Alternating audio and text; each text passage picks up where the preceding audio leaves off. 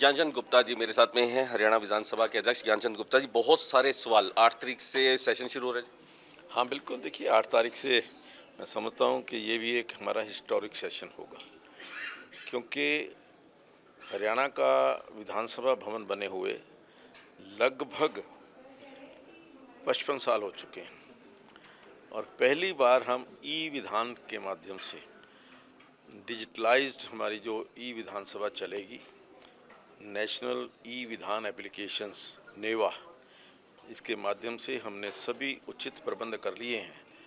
सभी विधायकों को हमने प्रशिक्षण का कार्यक्रम कल ही पूरा किया है, सभी अधिकारियों को प्रशिक्षण दिया है और अब की बार जो पूरी विधानसभा का कार्यकाज है डिजिटल वे से होगा।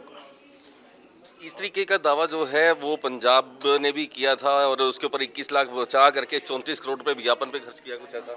नहीं, ऐसा देखिए मुझे जानकारी नहीं है, ऐसा आप बता रहे हैं, लेकिन हमारा तो क्योंकि ये जो प्रोजेक्ट है मिनिस्ट्री ऑफ पार्लियामेंट्री अफेयर्स के साथ हमने उनके साथ एमओयू करके 60% पैसा हरियाणा गवर्नमेंट ने दिया है, 40% पैसा जो केंद्र सरकार ने मिनिस्ट्री ऑफ पार्लियामेंट्री अफेयर्स ने दिया है और उसके अंदर टोटल जो कॉस्ट की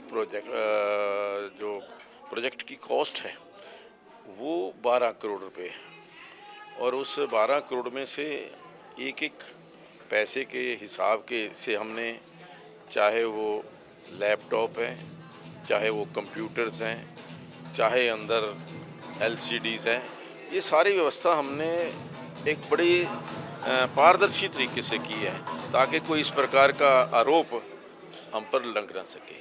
और ये जो 8 तारीख का जो मानसून सत्र होने जा रहा है लगभग 3 या 4 दिन चलेगा, जैसा सरकार चाहेगी या जैसा बीएसी के अंदर हम तय करेंगे। तो मैं समझता हूँ कि ये जो सेशन है ई विधानसभा का सेशन एक नया एक्सपीरियंस सभी विधायकों के लिए हो। जाहिर है कि पहले भी आप बहुत सारे प्रयोग करते रहे हैं, तो इस बार के सभी विधायकों के हाथ में लैपटॉप और टैब देखने को मिलेंगे। बिल्कुल, लैपटॉप हमने उनके डेस्क के ऊपर फिक्स भी करवा दिए हैं, उनको घर में ट्रेनिंग के लिए, घर में काम करने के लिए उनको वो भी प्रोवाइड कर दिए। कांग्रेस की एक नीति रहती है हमेशा से कि वो सत्र चलने नहीं देना चाहते। पिछले सत्र में भी देखने को मिला था, इस बार भी, क्योंकि इस बार मुद्दा जो है वो डीएसपी की हत्या से भी जुड़ा होगा। इस बार जो है वो किस तरीके से देखा जाएगा, हंगामा होने के आसार। देखिए, जब भी कोई नया सत्र आता है उस सत्र के अंदर वो सारे मुद्दे जो पिछले सत्र से आज तक के दौरान आते हैं उन मुद्दों के ऊपर चर्चा होती है। देखिए, विपक्ष का ये कर्तव्य है, ये उनकी ड्यूटी भी है और वो उन मुद्दों को उठाना उनका, मैं कहूँगा, फ़र्ज़ है कि जो जनहित के मुद्दे हैं, जनता के हित के मुद्दे विधानसभा में चर्चा होनी चाहिए। लेकिन मैं एक बात कहना चाहूँगा कि चर्चा होनी चाहिए, ना कि हल्ला गुल्ला होना चाहिए। चर्चा होने से ही जनता का कुछ फ़ायदा होगा, जनहित होगा, उसका कोई समाधान निकलेगा। हल्ला गुल्ला करने से कोई समाधान नहीं होगा।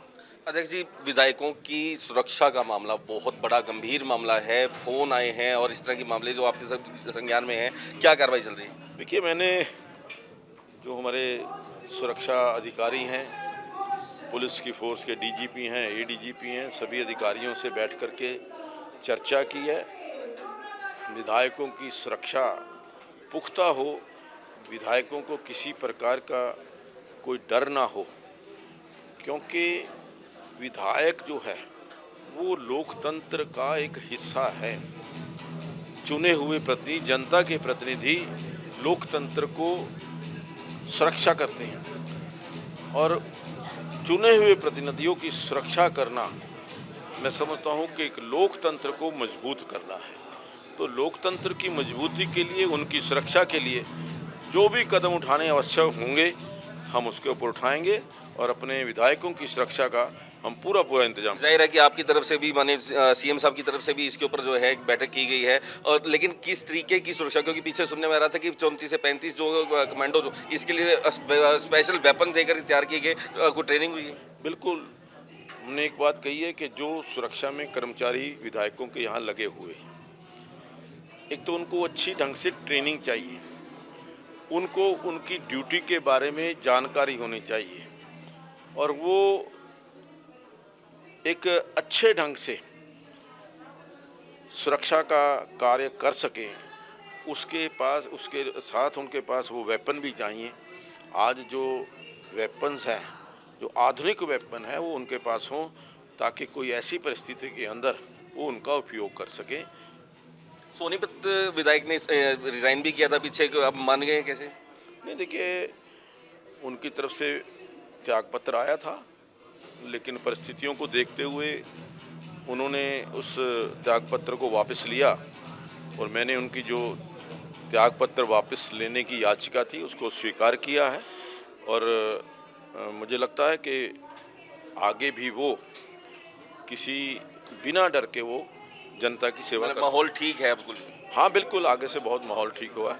और सभी जो हमारे जिन लोगों को, हमारे विधायकों को थ्रेट आए थे, उनकी सिक्योरिटी के अंदर काफ़ी इजाफा किया गया।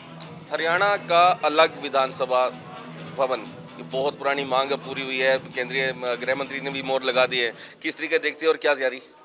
देखिए, आप सब लोग देखते ही हैं कि जो परिस्थितियां आज हरियाणा विधानसभा की हैं, बैठने के लिए कोई जगह नहीं है, मंत्रियों के बैठने के लिए जगह नहीं है, जो हमारी कमेटीज़ हैं उनके चेयरमैन्स के बैठने के लिए जगह नहीं है, इवन मीडिया के बैठने के लिए जगह नहीं है। हमारे जो आने वाले 2026 के बाद, परिसीमन के बाद जो विधायक चुन करके आएंगे, उनके बैठने के लिए जगह नहीं है।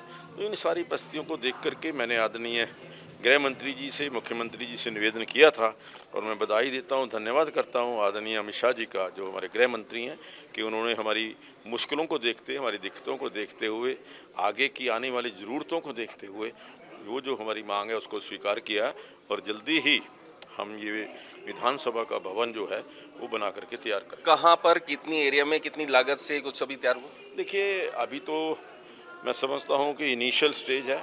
10 एकड़ ज़मीन की हमने मांग की है, और जो केंद्र सरकार है, जो चंडीगढ़ प्रशासन है, उन्होंने 10 एकड़ ज़मीन देने का वायदा किया है। कुछ ही दिनों में ये फॉर्मेलिटीज़ पूरी हो जाएंगी और हमारा जो विधानसभा का भवन बनाने का काम शुरू हो जाएगा। चंडीगढ़ के ऊपर पंजाब और हरियाणा बराबर कहीं ना कहीं हिस्सेदार है, 60-60-40 का एक रेशियो, लेकिन एक पेट में दर्द क्यों उठ रहा है पंजाब के, मना क्यों किया जा रहा है? वो भी अलग अलग स्थिति है।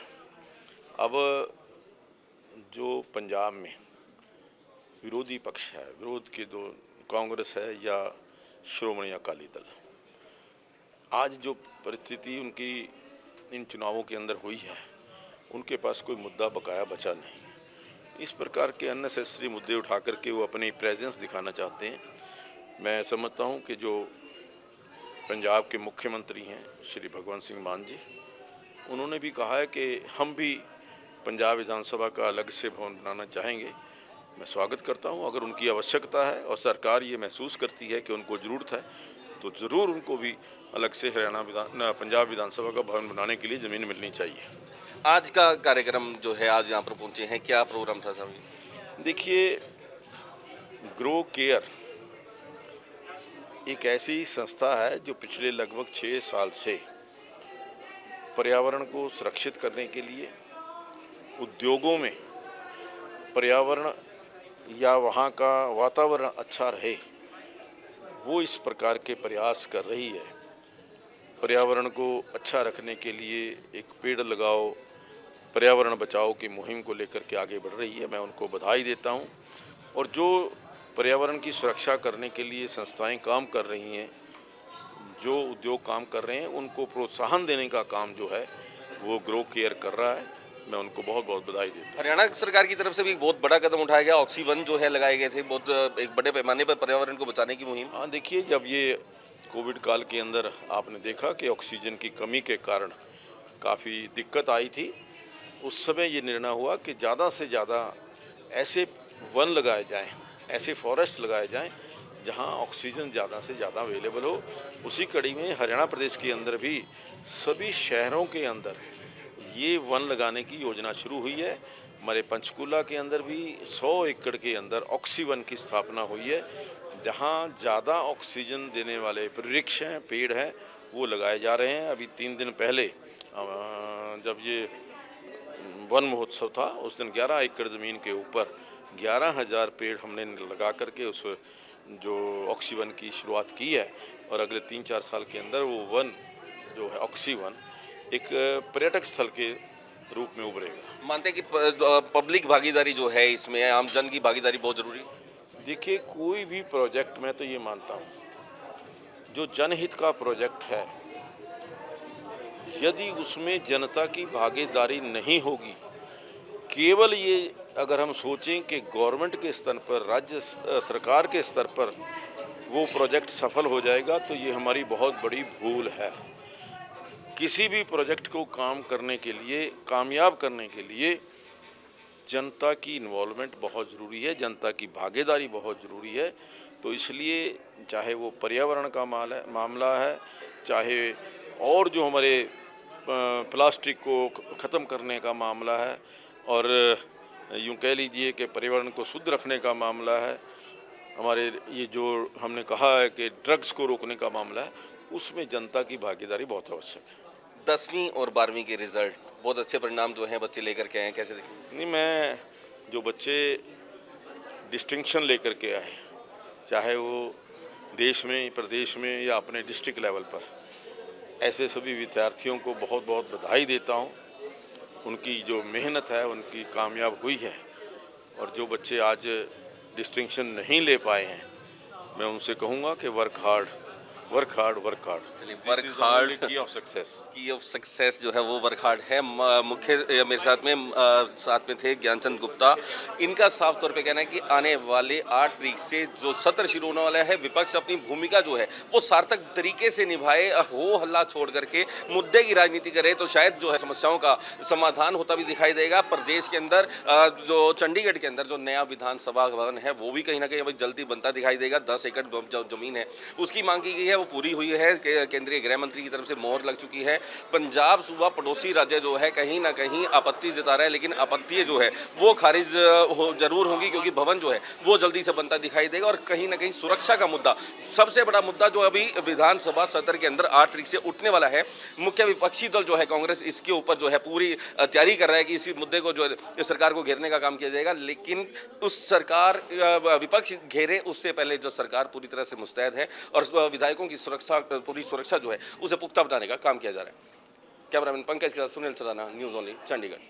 30 ਸਾਲਾਂ ਤੋਂ ਕਾਲੇ ਇਲਮ ਦੇ ਤਜਰਬੇਕਾਰ ਮੀਆਂ ਭਾਰਤੀ ਜੀ ਹਰ ਸਮੱਸਿਆ ਦਾ ਹੱਲ 100% ਗਾਰੰਟੀ ਦੇ ਨਾਲ। ਪਰੇਸ਼ਾਨੀ ਕੋਈ ਵੀ ਹੋਵੇ, ਲਵ ਮੈਰਿਜ, ਮਨਚਾਹਾ ਪਿਆਰ ਵਾਪਸ ਪਾਉਣਾ, ਗ੍ਰਹਿ ਕਲੇਸ਼, ਵਸ਼ੀਕਰਨ, ਨੌਕਰੀ ਕਾਰੋਬਾਰ ਦਾ ਨਾ ਚੱਲਣਾ, ਵਿਦੇਸ਼ ਵਿੱਚ ਪੱਕੇ ਹੋਣਾ, ਹਰ ਥਾਂ ਤੋਂ ਦੁਖੀ ਭੈਣ ਭਰਾ ਇੱਕ ਵਾਰ ਜ਼ਰੂਰ ਮਿਲੋ ਮੀਆਂ ਭਾਰਤੀ ਜੀ। ਆਪਣੀ ਹਰ ਸਮੱਸਿਆ ਦਾ ਹੱਲ ਕਰਾਉਣ ਦੇ ਲਈ ਹੇਠ ਲਿਖੇ ਨੰਬਰ ਤੇ ਸੰਪਰਕ ਕਰੋ।